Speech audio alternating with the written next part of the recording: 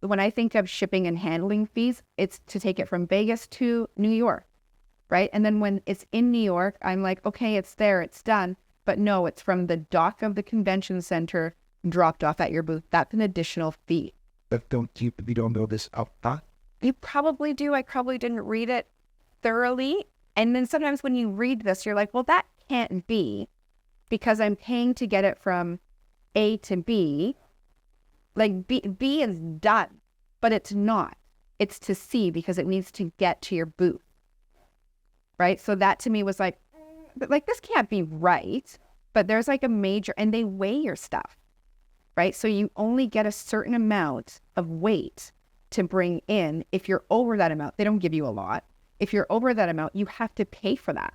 So like the volume, the weight, like the size of it, that's all an additional fee.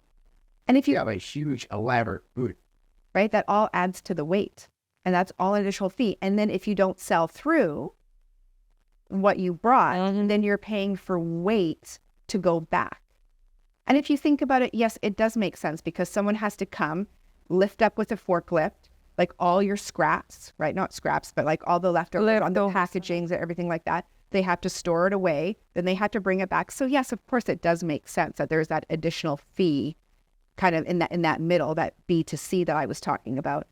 But it's just so high that it's unbelievable to someone that is starting in like that's why some of the vendors, because I work trade shows, some of the vendors, they just give away or sell it really, really cheap, not just to bring it back home.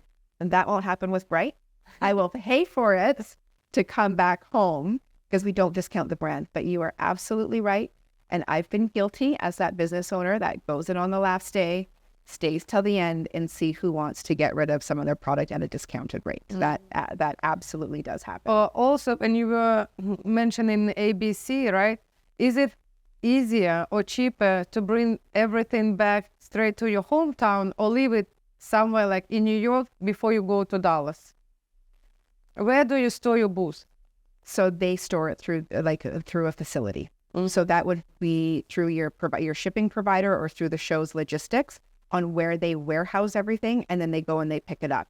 So these big stickers get put on the outside of the booth on where it's going to. So at the end of the show, you pick up your stickers, and that will give the drivers direction on where it's going. So when we have shows that are tight to one another, we'll leave our booth in Florida for like 2 months or a month and a half or whatever that looks like, because in 2 weeks, we have to be back there at another show. And there's no point in making it go back to Vegas and then shipping it out again.